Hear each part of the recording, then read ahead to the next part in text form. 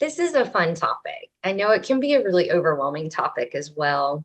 So hopefully by the end of this presentation today, you feel a little bit more confident in yourself, even if it's just taking it one step at a time. I feel like that's a consistent motto that I try to portray to people that I see. And every time I do these presentations, that it's a lot of information, but you do not have to make all of the changes all at one time. So even if you can just kind of gravitate towards one or two things that you may hear me say today that you start to implement, I think that that would be a good place to start. As Carol mentioned, I've been a dietitian for many years at this point. I love working with lifestyle. We do offer a variety of services, and this is an area that we really like to help people with, specifically feeling confident in the kitchen, but more so just feeling like you can have a plan for yourself for the week, feel like you can work through those barriers when it comes to the prepping and the planning side of things, because it really is, it's an important thing for you to be able to do. So let's get into it. First, we're going to start with the planning side of things, because before we kind of get the food in the house and we start working on what we're going to make, we need to plan. So what are some good planning tips? So this is a question that I might have people kind of think about. What are your goals? And so that might be something that I talk to people about in a session, because that matters. That might lead us to kind of direct you in an area that may be most helpful at this time for you. So are your goals to eat healthier? Maybe they're to eat healthier and to save money. Maybe you want to focus on one meal that you've been really struggling with. I feel like breakfast is something that a lot of people do kind of have a hard time with. It's that first meal of the day. We're really thinking about getting out the door, whether it's getting ready for work, getting our kids ready for school, whether we're not hungry. There's a lot of things that could be going through your mind. So breakfast is something that I feel like I consistently start with people, especially if it is an area that you struggle with. And like I mentioned, this is a great topic to discuss in those sessions with a dietitian, because it can get really complicated. We all do a great job at overcomplicating things. So hopefully we can help you kind of, simplify it to where you feel more comfortable. So when it comes to planning a weekly menu can be really helpful, but it doesn't have to be this, again, overcomplicated scenario. There may be certain strategies that we might help you implement. Sometimes printing out something or doing it online. I mean, there's lots of different resources out there, which I'll kind of get into in a second. But basically, planning it out ahead of time is really important. Picking the same day in each week to do this can also be a game changer for people.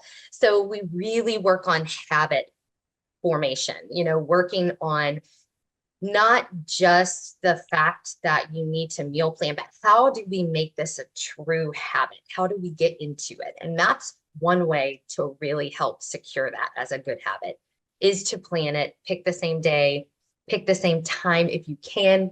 There's room for flexibility always, guys. But I think the general theme is to just stay as consistent as possible. When it comes to picking out what meals you're going to have, maybe you learn again through help, because this is also can be complicated at times. And I know I've talked about the importance of balancing your macronutrients. But yeah, it's important to consider, okay, when I'm going to pick what breakfast I'm going to eat for the week and maybe what lunches and dinners I'm going to have, I want to make sure that it's balanced. Is there some protein involved?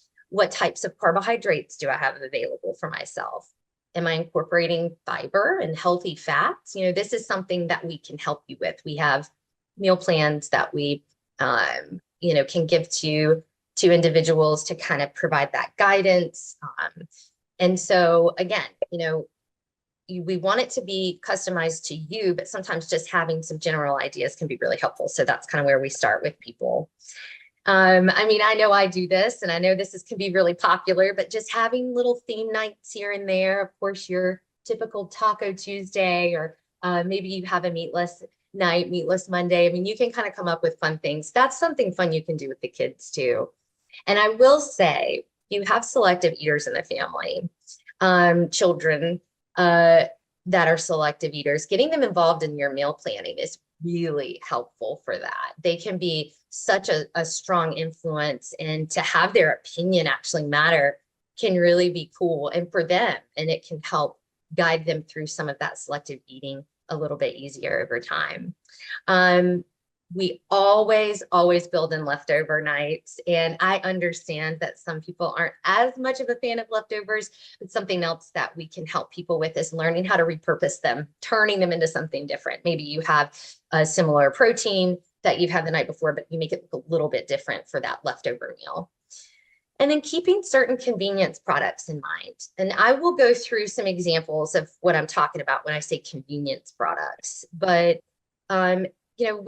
we do live in a world where, we're kind of on the go, and we need to have things that we feel like are healthy, but also convenient. I know each week when I'm thinking about what I'm going to make or what I'm going to have, I do always build in convenience items. And so those are things that I know help me. And so hopefully I can provide some guidance for you today, some examples, so that you can maybe have some other ideas for yourself. As I mentioned, when it comes to the planning, there are different resources out there that you can look into. I'm not the biggest app person, to be quite honest. I don't really use one for myself, but I understand that this is something that people do enjoy. I mean, it is something that, is a way of organizing some of your recipes, keeping some of your ideas. There's, great tools out there online. So, I mean, I think you have to utilize what you think you're going to actually use. If you're someone that doesn't like being on your phone or doing like the techie stuff, then that's maybe not going to be the route for you. So there's lots of different ways that we can work through, strategies that work best for you. But I've listed some apps here. I've kind of pulled some of the dietitians' lifestyle, and these are some of the ones that we all kind of threw out together collectively. And then I also personally love Eating Well. And then there's another blog called Real Food Dietitians. And guys, I've linked this at the end of the presentation in references so that you guys can go directly to them.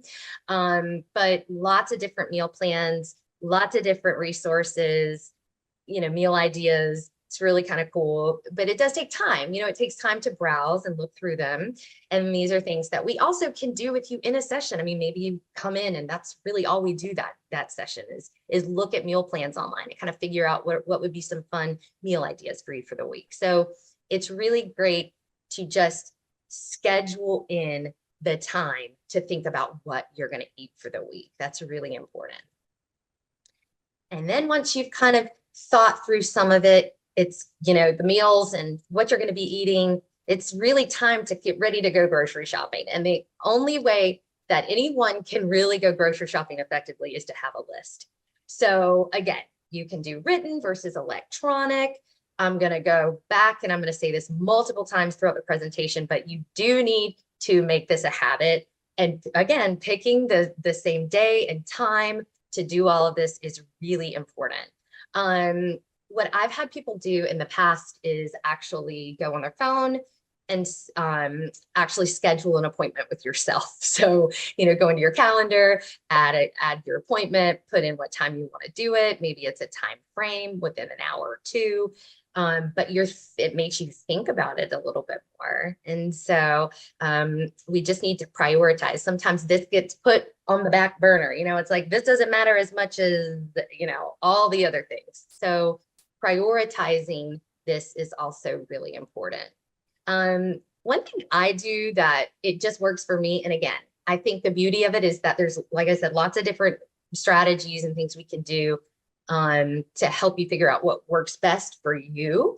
But I like just keeping an ongoing list visible. So that could be on a dry erase board that's posted in your kitchen. That could be on a Post-it note, right? Like it's what works for you. I have a pad that I keep in a drawer with our pens and whatnot. And anytime I think of something, I just go over there and I write it down.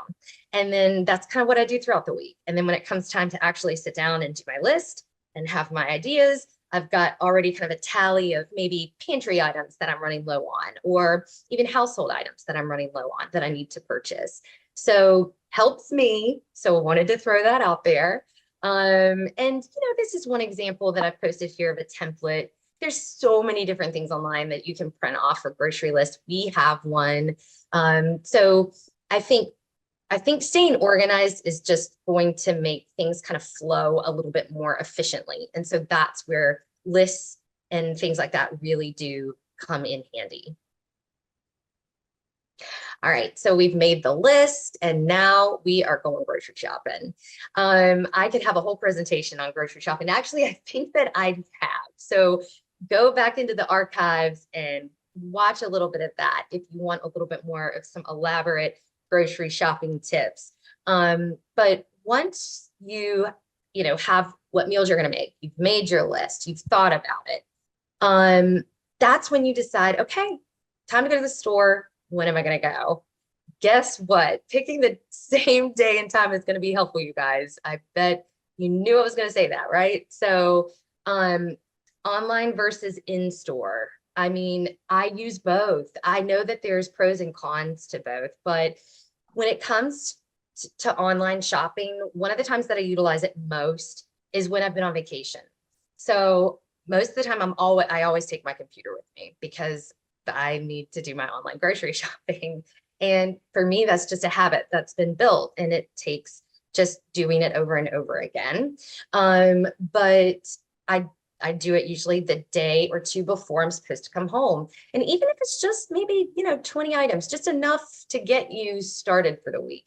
That is a game changer for me when I have food in the house the day I come home from traveling. That's really important. Or day after. I mean, of course, there's flexibility there, but pretty quickly after you get home, having food in the house. So I utilize online shopping a lot for that. And when I'm just extremely busy and I just know that I'm going to resort to eating out 3 or 4 times that week, or, lots of trips to the grocery store, which sometimes are just really stressful. So I think that's personally when I use it. And again, staying consistent, again, just having, a day that you plan and then a day that you shop. So we work with people on figuring that out. And then budgeting tips, there's lots of different ways to budget. And, whether you're like coupons or buying in bulk, like going to Costco and kind of getting a bunch of meat, getting a bunch of, pantry staples and things like that, so you don't run out so fast. Sticking to your list is a way to, save money. Sometimes online shopping is a way to save money because it kind of prevents you from, buying things that are on sale and you feel like you need them. They weren't on your list, or right. Like lots of different reasons that could exist there that you might get things that you don't need. Yeah. So I think everyone has a different strategy when it comes to how often they grocery shop. I mean, for me personally, it's one bigger trip and then maybe a stop in midweek when I start to run out of certain things. For me personally, when I don't do a larger trip and I go feel like I get into this every other day regimen, I'm spending more money and it's stressful. So, and then I talk to people who are in different phases of life and that just really works well for them. So, and they've kind of got it down to an art. So again, there's different ways of doing it, but you need to have a way. You need to secure a way that works for you and feel like you're being consistent with that. Okay, let's get into the prepping side of things because, having the food in the house and figuring out what you're going to eat is half the battle, right? So now we actually have to follow through with eating it. And I am completely guilty, as everyone is, of buying the food and then not eating it like I thought I would. So, yeah. So let's get into the meal prepping tips.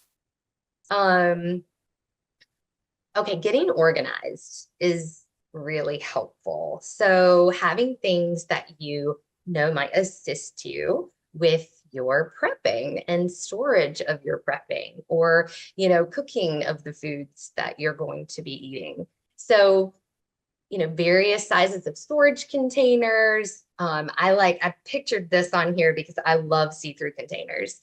I think when you can see things, you're more likely to use them. And specifically, if you're looking in the refrigerator. So that's something that I kind of always tell people, chop up those vegetables, put them in a see-through container, put them at eyes view in your refrigerator, and you're going to pull them out more frequently, and you probably will finish them a lot faster. Ziploc bags, various sizes, so that you can freeze things, store things a little bit easier.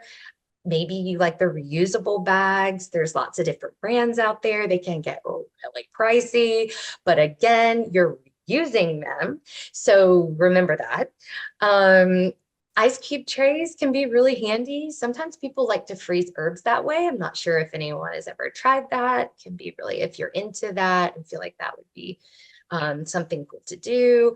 So there's so many different things. I couldn't have listed everything, right? But I think, what you feel like is going to be most helpful for you. And that's where, dietitians can come in handy, is to help you brainstorm some of that.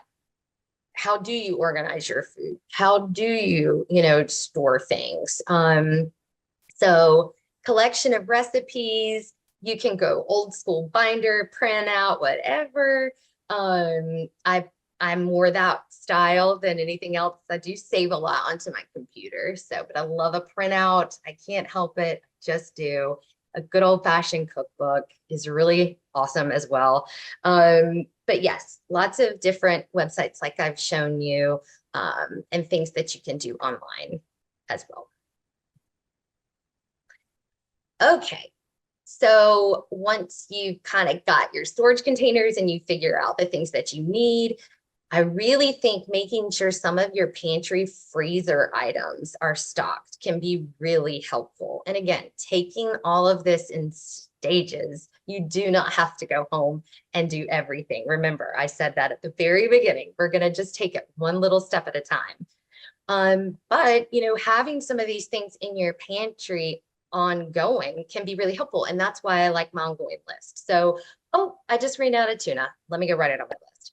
Oh, I'm running low on my protein powder. Let me go write it on my list, and so forth. Freezer fruits, frozen fruits and veggies are a must. I feel like for me personally, I do recommend them a lot to everybody though, because I do feel like they're very helpful. You do sacrifice the quality of taste for vegetables specifically, but there's lots of different things that I can help people with when it comes to that. Certain things to mix them in versus eating them plain, that route. I love keeping frozen edamame on hand. It's a great plant-based source of protein that I feel like goes well with lots of things. And so that's something that I like to keep in my freezer. I'm going to show you some pictures of things here in a second, but always having dips, that's a must for me. I think that, and my kids, they love some dips, and hummus, guac, tzatziki. These are all really nice things to accompany vegetables and other things that can, remember when I mentioned repurpose, these are great things to use on, leftover chicken or leftover, maybe a wrap that you're making and want to put a different spin on it.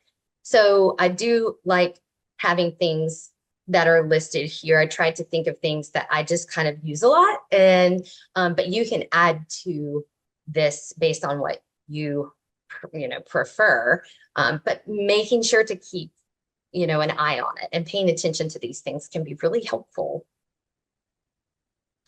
All right, guys, so here are some convenience items. Again, I could have done a whole slideshow on things pretty much, but we have lots of handouts that we can share as well.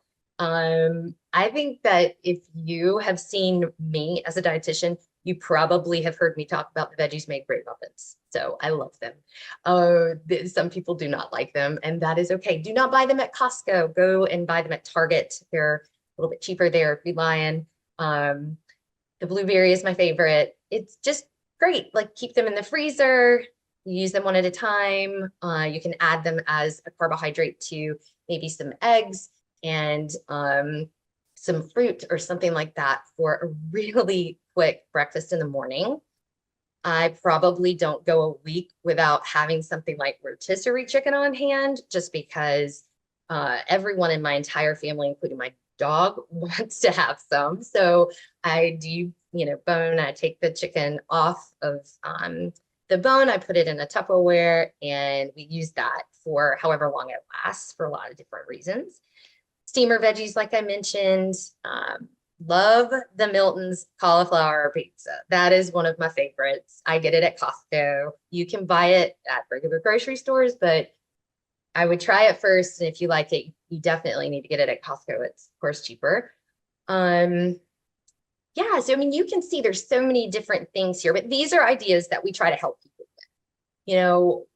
Ways that we can make it easier. Is it keeping frozen fish on hand so that you can have something that's really quick to, thaw and use for easy meal that night? Bag salads. Sometimes we just need something to accompany our meal, versus the main course. So hopefully this gives you a little bit of a variety of some things to keep on hand, and maybe some things you've not thought about before.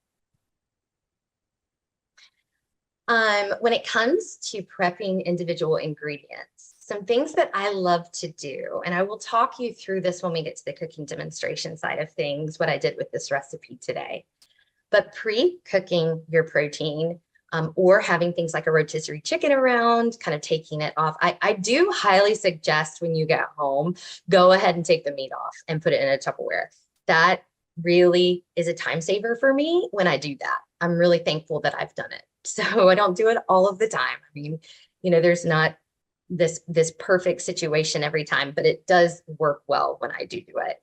And that's something else just to kind of throw out there. What really motivates me to keep doing these things is because I remember how well things work out when I do them. How much less stressed I am, how much better I am at following through with eating what I've planned to eat. I save money because I'm not wasting food or going out to eat as frequently. So I always help people remember the relevance behind all of this, because that really helps to motivate you to keep doing it. One of the biggest things that I push people to do is cut vegetables up. That to me can be so helpful when it comes time to, we're just got home from work, it's 5:30. We've got our veggies already prepped. All we have to do is throw them on this roasting pan that I'm going to do here in a little bit and put them in the oven. And it feels awesome because it's just no stress. It's hardly any work. You've done it. But you do have to think about that. We have to think about, when am I going to cut those vegetables up?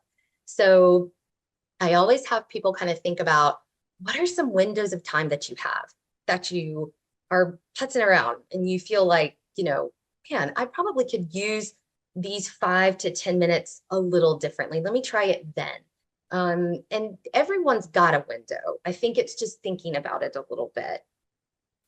So pre-making dressings or sauces, if that a recipe calls for that. For me, with this recipe that I'm doing today, I pre-measured the seasonings. So I did the spices ahead of time. That's a huge deal, to be honest. When you think about coming home and pulling out 4 spices and all the little measuring spoons and putting them all together, sometimes that thought will just deter you for the whole recipe. I mean, it's really interesting because it only takes about maybe 3 or 4 minutes, maybe not even that, but it's the thought of it. So sometimes just doing little things like that can really go a long way. And yes, best to look at recipes ahead of time, right? Like we talked about that with the planning side. It's good to obviously know what you're going to do, see what it involves. Don't choose things that are super involved all of the time. I mean, don't set yourself up for failure. Sometimes we can get really gung-ho when we are, excited to try. Like you might leave here today. I hope some people leave here today excited to try some things. But sometimes we get really wrapped up in it, like, oh my gosh, I'm going to go and I'm going to just do all these things. I'm going to make all these new recipes. And it's great. And then we get burned out, after day 2. So don't, set yourself up for failure here, just little bits at a time. Some more time-saving tips. I've kind of mentioned a couple of things, but already, but just kind of some other things that maybe you haven't thought about. I've talked about the repurposing of the ingredients, freezing some of your leftovers. I have some storage containers here today that I've linked at the end in references, so you can go check them out. They're a great size. I'm going to, use them with what I'm making today. But yeah, just going ahead and putting things in containers. Just take out a couple and put some in, right? So like these are little things that you can try to do.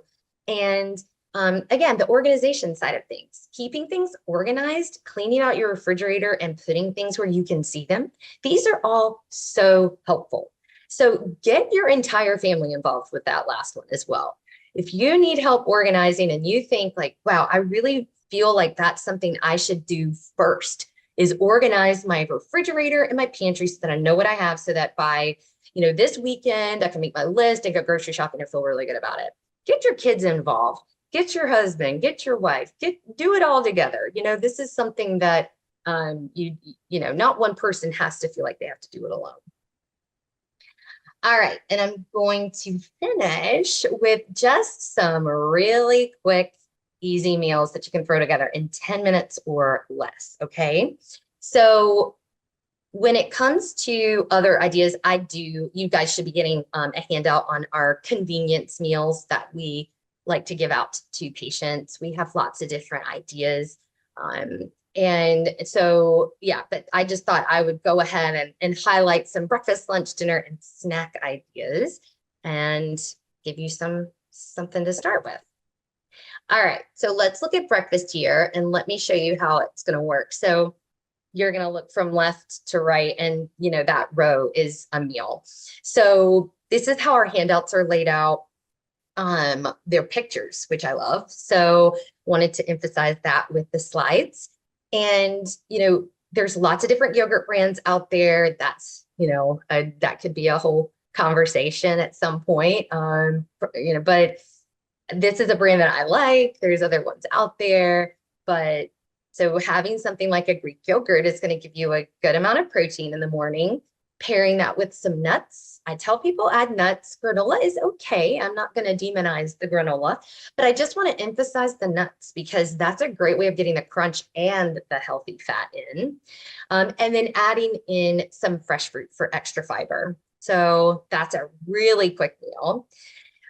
Boiled eggs, or you can cook them, right? Like that is an option, but boiled eggs are already done. So I usually tell people if what's going to send you over is the fact that you got to crack an egg in a pan and stand there and swish it around, even for 5 minutes. I mean, let's be honest. Sometimes that's what does it for me. I'm like, no, I can't do that. I need something faster. So a boiled egg is, saves the day. And it's something like a bagel thin or a slice of toast or something along those lines, a little bit of peanut butter. You can throw slices of strawberries or a little bit of banana, to add a little bit of fresh fruit on there if you'd like. So both of these are super fast, and there's lots of other super fast breakfast options that I can help people with, but these are just some ones that I chose to throw out there. Okay, lunch. So I love making, and you can do something completely different because I know everyone doesn't love tuna. All right, so you can do chicken. You can take that rotisserie chicken that you've taken off the bone and kind of chopped up and use that instead. You can do sky's the limit here. There's other ways of making healthy wraps, but I chose tuna for this example. And one thing that I love to do with my tuna is add a ton of vegetables. So finely chopped peppers and cucumber and onion and shredded carrots. Love all of that. I like a lot of texture, and it adds a lot of vegetables, and that feels really good and it tastes really good. And then as far as the base that you're mixing in, you can do anything from plain Greek yogurt to low fat, mayonnaise to avocado or a guacamole. So lots of different things, little twists that you can throw in there. I'm actually using these Mission Whole Wheat wraps today. I like them. They're just kind of a straightforward wrap. There's nothing crazy about them. There's maybe, I think, 5 grams of fiber. Sometimes people might get interested in some of the lower carb options, which is fine, but I always kind of throw out there, they're really high in fiber usually, and sometimes it bothers their stomachs and they're not aware that there's maybe 15 grams of fiber in there. So cautious of that. It's not that maybe you can't have it. It's just to kind of understand that that could happen. And then some avocado slices if you like that kind of thing. And then the bottom is kind of making a little bowl. So you can do, again, some steamer veggies, which would be really great for you to have on hand, with some chicken, throw a little salsa. This is where other dips might come in handy to kind of change it up, change up the veggie. So easy bowl, easy wrap. Those are kind of quick go-tos that I usually do for lunch. Dinner time. So chicken pre-cooked, although it is not pre-cooked in this picture, which, you know, I probably should have put on there. Hey, add rotisserie chicken, right? But I prefer some chicken breast for this one that I've pre-cooked. So that takes away a lot of the time if that's done.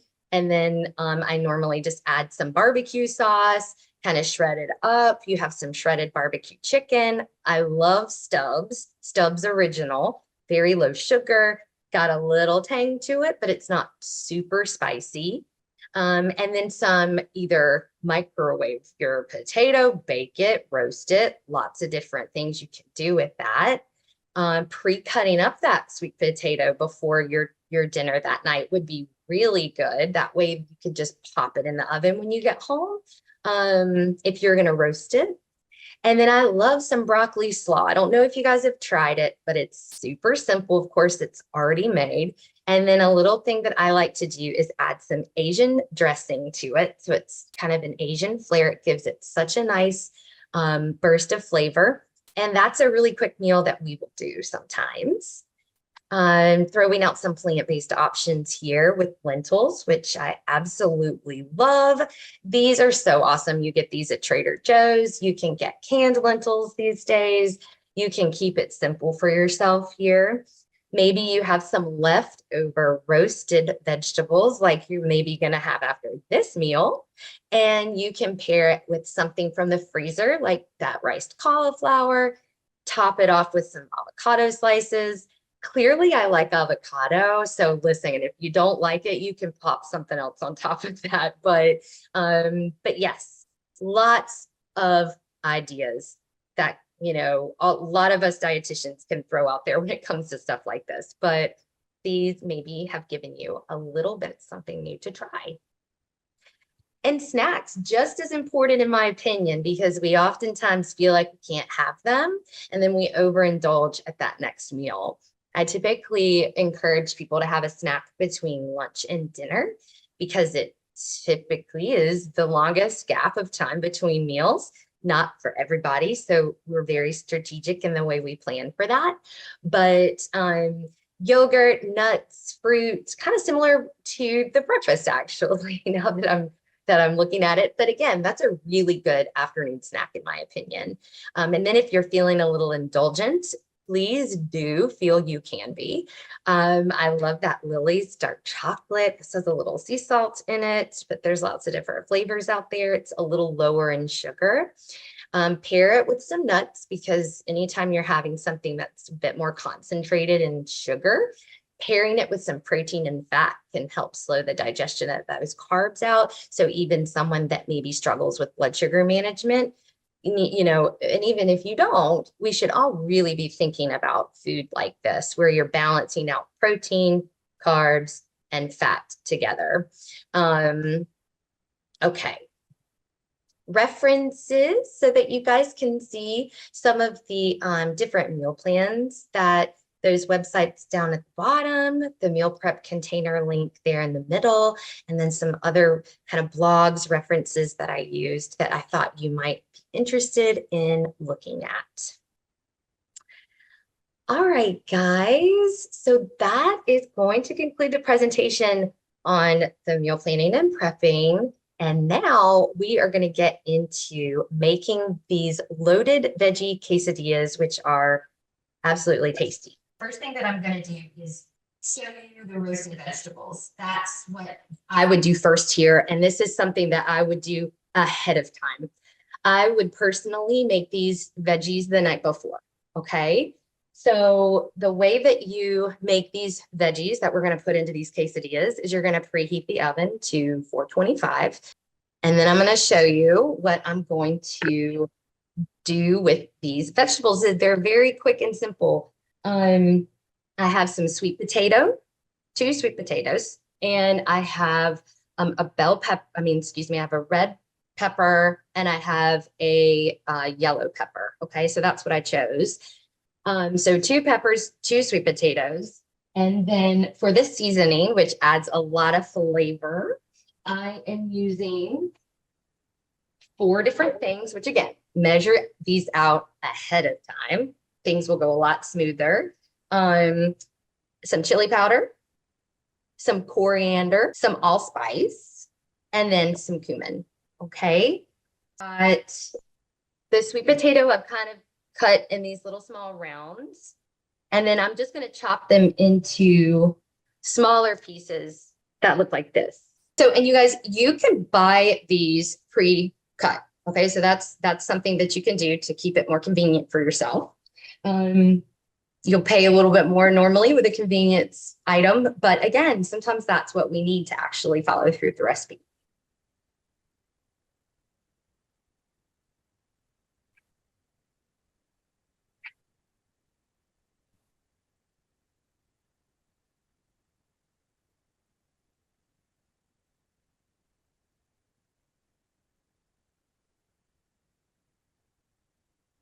Okay.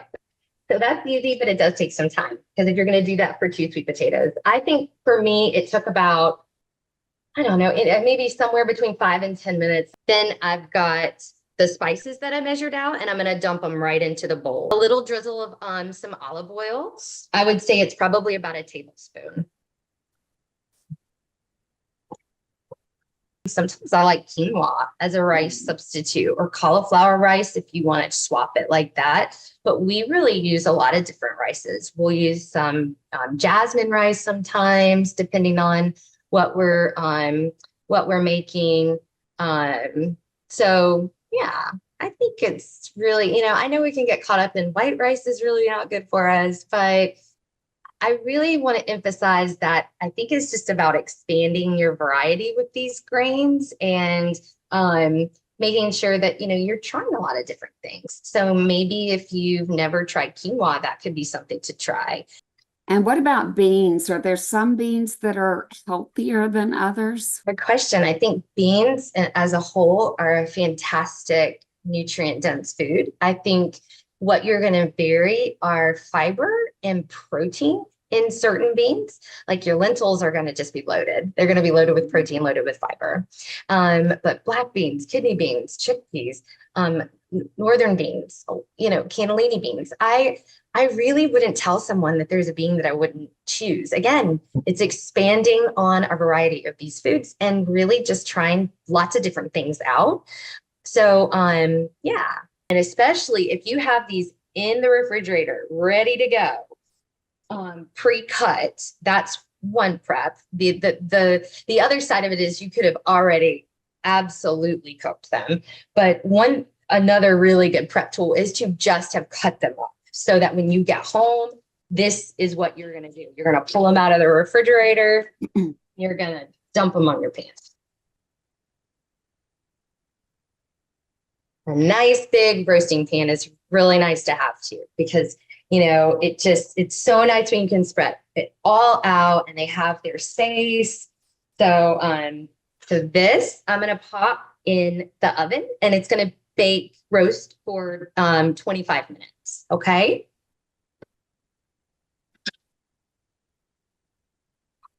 As we don't have 25 minutes of time, I of course have pre-made them. So this is just a look at them cooked. Okay, so I'm going to save those for when we start putting our quesadilla together. So that's the first step of this recipe is having those vegetables roasted. The second step is going to be making the beans. The beans are easy. Okay, it's literally a can of beans that I've put in my pot. We have got some more spices. Now we're just going to use the cumin and the coriander, and we're just going to season the beans just a little bit to give them a little spice. I am going to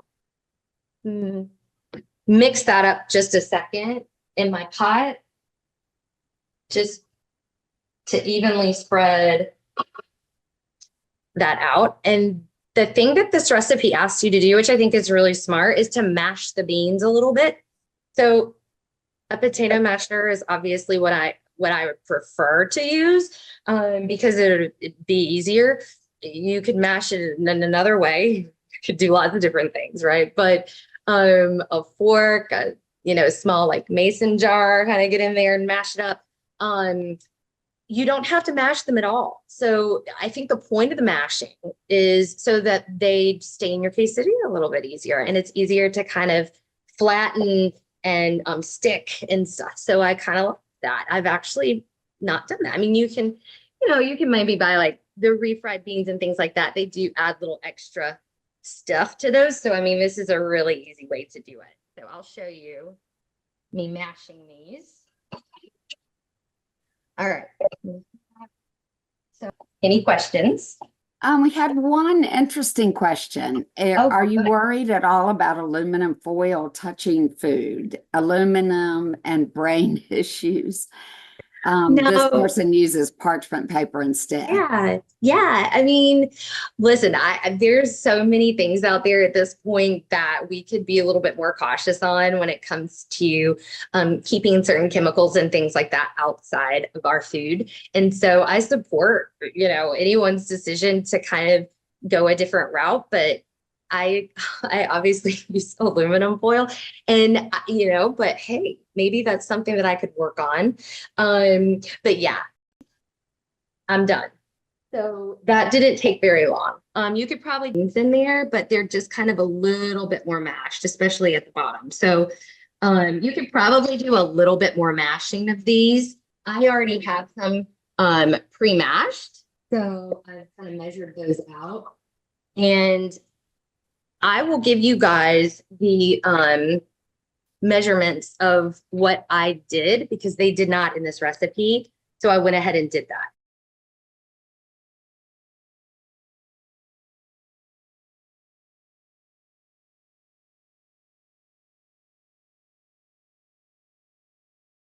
Now we're just going to mash up the avocado here that we're going to put on it.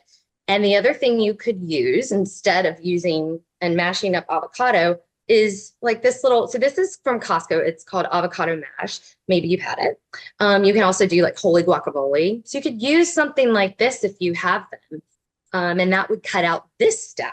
So that would make it a little bit easier. So I love some fresh avocado, and it really isn't that time consuming. It's just, I'm taking half an avocado and I'm going to take half of a lemon, and that's all I'm going to do. I'm going to scrape out my avocado, and I'm going to squeeze some lemon, maybe a touch of salt and pepper, and then I'm going to mix it up, and that's all I'm going to do. And then I'm going to get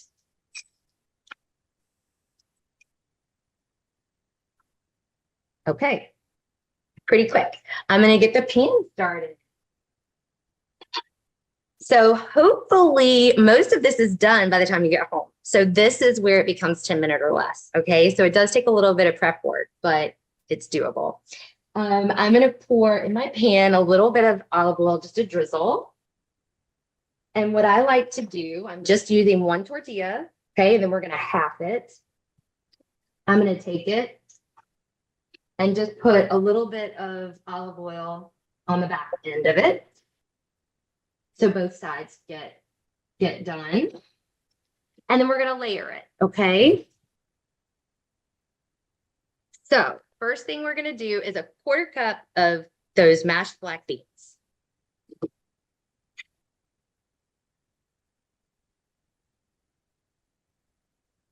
And then we're just going to kind of make sure it's situated on there.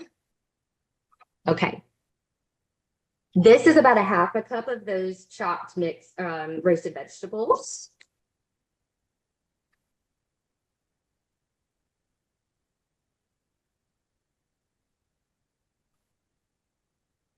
Then I'm going to do 1/8 cup of this guacamole mixture.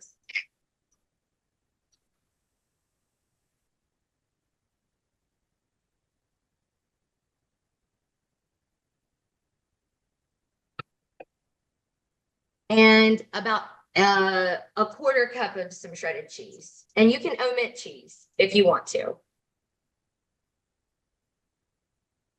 I don't even need the whole quarter cup. So Katie, real quickly, why would you rinse the beans? I know it's to help with the sodium, but should you rinse even low sodium beans? I really just, it's a common practice for me when I drain them, just to go ahead and get excess kind of filmy, you know, like what it's canned in, like their juice and like what's in, you know, in the can, kind of rinse that off. So that's what I do. And I like it to kind of dry them a little bit. That's kind of like, I think it's just what I personally like. I think it's depending on how you like your beans, you know, because sometimes people like to kind of have more of the wetness, right? And so the liquid that comes along with it. I think that may be of some assistance to have a little bit of that with this recipe, because I think that would kind of add to keeping some of the moisture, making the mashing go a little bit easier. So that's actually a really good thought to kind of save some of that. So, but it's just something that I normally do. And so I just did it out of habit. Okay. And then quickly, if you don't use the cheese, do you need that to keep it together, or will it still stick together with the cheeses? Without the cheese? What I would do is you could do a little bit of avocado on both sides if you wanted to kind of have it smush and kind of stick together. There might be a little bit of some of that detachment, you know, like it might be a little different, but that's okay. Yeah, I think you kind of just have to hold it together a little bit more, maybe, but it's a good question. Okay. So really, guys, now it's just in the pan. It's on a medium heat, and I'm just going to kind of turn it ever so often. I would say this is going to take about 3 or 4 minutes just to kind of go back and forth. Let me show you my containers while this is cooking. Whoops, sorry. So I got these again off of Amazon, and I'm going to open it up and show it to you. They are glass, which I do like. What I've done and what I would encourage you to do if you were going to say make a couple extra so that you could have them for the week is I have just some leftover, or not leftover, I have some chopped vegetables over here, some lettuce, some peppers, some tomatoes that you could make like a little salad if you wanted to, or you could add them just as kind of a little on the side, maybe a little salsa, maybe a little extra guac there to go with your quesadilla. And then for reheating your quesadilla, because they can get soggy, you know, once you put them in the refrigerator, I would either just pop them maybe in a toaster oven, or you could pop them back on the pan and just kind of re-sear it. So you could do something like that if you don't like it just soft. Some people don't mind it. Sometimes I just pop it in my, and I'm just like, this is food. So, but you know, if you really want to kind of like do it right, that's what I would suggest.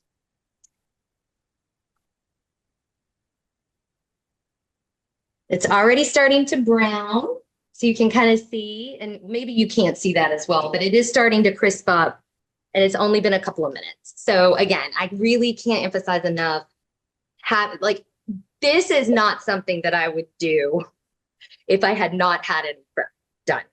So I wanted a recipe that emphasized some of the prep stuff. And you have lots of ideas that maybe you can do in 10 minutes or less that won't require any prep from some of the stuff that I gave you in the presentation. But yeah, this is a great little exercise for you to see, hey, maybe if I roast those vegetables, maybe if I just chop up those vegetables, have the seasonings done, that's going to make it go a lot smoother for me when I go home and make it that night. I think I can do it.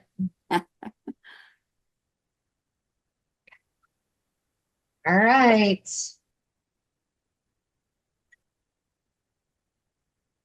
Okay.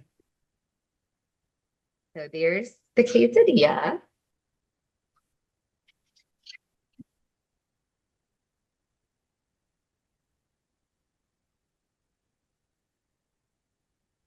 And Yum. there's the final product. How yummy does that look? It's just kind of loaded with yummy veggies. It's so good. Plant-based, high fiber, really tasty, very filling. I know a lot of times we do emphasize protein in the form of, animal products for, filling us up. We have to meat, we have to have those types. But there's so much to be said about plant-based sources of protein that also have all that fiber. It's kind of that double whammy. It really does help keep you full. So it's great to have a combination of these things. So again, you could add some meat to this if you wanted to. You could certainly add some chicken or whatever you would like. But it's kind of fun to emphasize a little of the plant-based sometimes. So, and how this would work is I would probably just pop, boom, and then you've got your meal.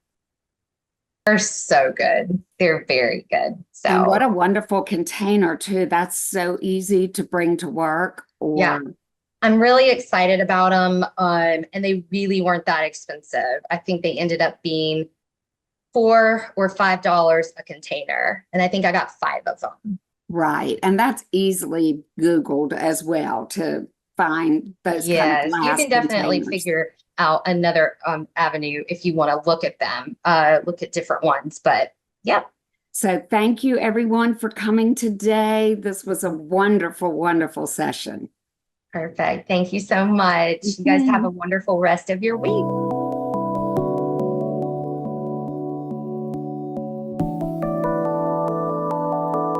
Learn more and discover your potential at lifestylemedicalcenters.com.